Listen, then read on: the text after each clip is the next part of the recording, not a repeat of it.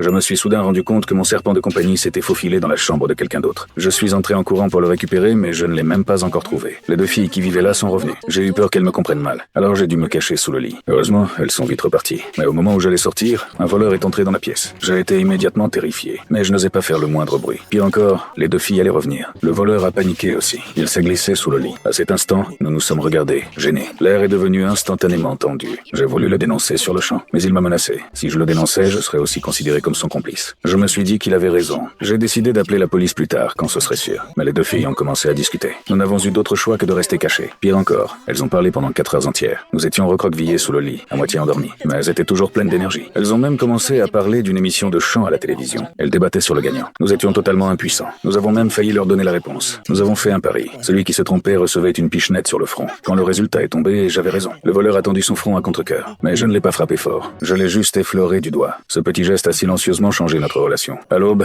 nous étions tous les deux courbaturés et affamés. J'ai accidentellement vu les filles manger des snacks. Mon ventre a commencé à gargouiller. Soudain, le voleur a sorti une barre de chocolat de sa poche. Il l'a cassée en deux et m'en a donné une moitié sans hésiter. J'ai été très touché. Mais je lui ai quand même dit sérieusement qu'en sortant, je le dénoncerais. Malgré cela, quelque chose entre nous s'était rapproché. Peu après, j'ai eu une envie pressante d'aller aux toilettes. Ma vessie était sur le point d'exploser. En voyant mon expression douloureuse, le voleur a lancé rapidement un briquet pour détourner l'attention des deux filles. Puis il est sorti en vitesse. Il a pris une petite bouteille de soda et me l'a donnée. Ce n'était qu'une petite bouteille, mais elle m'a sauvé la vie. C'est à ce moment-là que mon serpent est réapparu, au pire moment. Le voleur s'est placé devant moi et a bloqué l'attaque du serpent pour me protéger.